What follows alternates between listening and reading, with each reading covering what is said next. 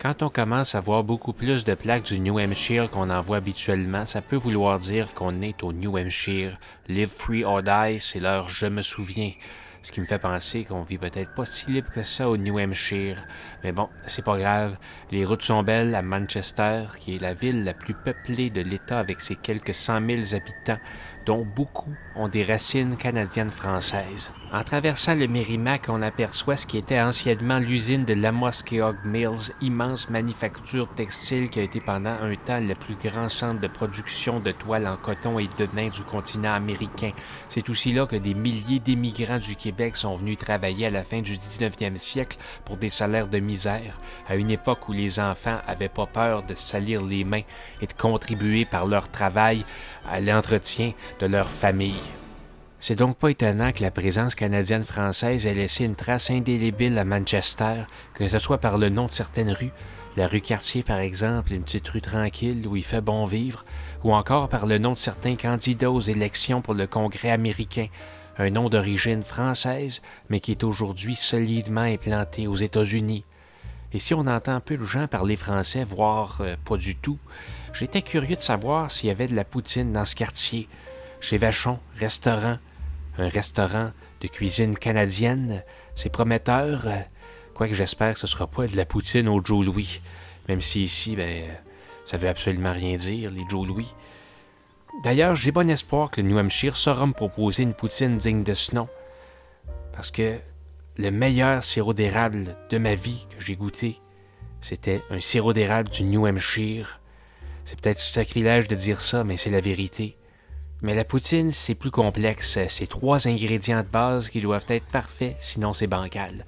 À première vue, ça a l'air d'une poutine normale, mais j'ai pas pu résister à leur poutine au brocoli. C'est quelque chose que j'y aurais jamais pensé sinon. Puis j'avais jamais vu ça au Québec. Alors je trouve que c'est intéressant, parce que ça permet de manger de la poutine sans avoir trop mauvaise conscience. Parce qu'il est bien connu que les brocolis, c'est un légume sain, une excellente source de bêta-carotène, puis de la vitamine C, puis tout ça. C'est la première fois de ma vie que j'ai presque l'impression de bien manger en mangeant de la poutine. Mais est-ce que c'est bon?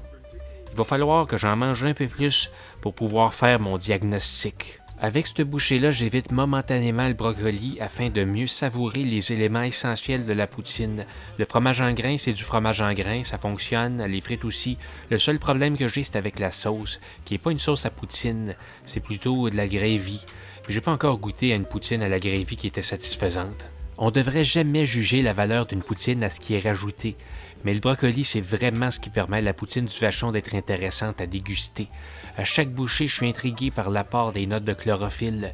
Je me dis que juste pour ça, c'est une belle découverte. Je veux avoir du brocoli dans chacune de mes bouchées. Puis ça me surprend que la poutine au brocoli soit pas plus répandue que ça. Je ne sais pas si c'est une particularité du New Hampshire de mettre du brocoli dans tout, mais pour moi, ça fonctionne. Ça fonctionne à fond.